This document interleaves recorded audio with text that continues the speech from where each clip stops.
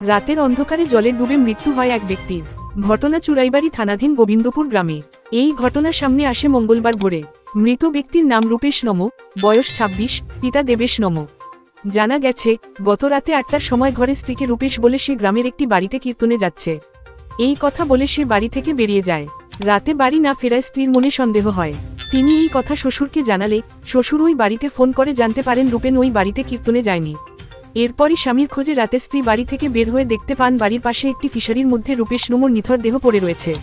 পাশে পড়ে রয়েছে তার বাইসাইকেল।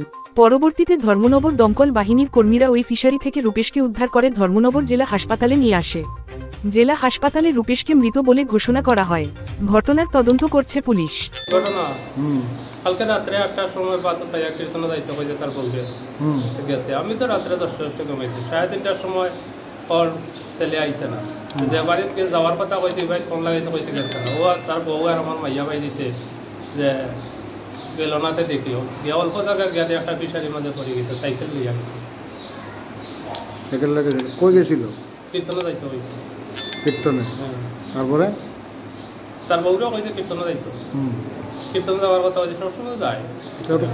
পাওয়া গেছে কখন? পাওয়া গেছে ফিশারি। কোন সময় পাওয়া গেছে? 3:30টার সময় রাত্রে। কি নাম? রূপেশ নম। বাড়ি কোন জায়গায়? গোবিন্দপুর। আর আপনার কি নাম? আমার দেবেশ নম।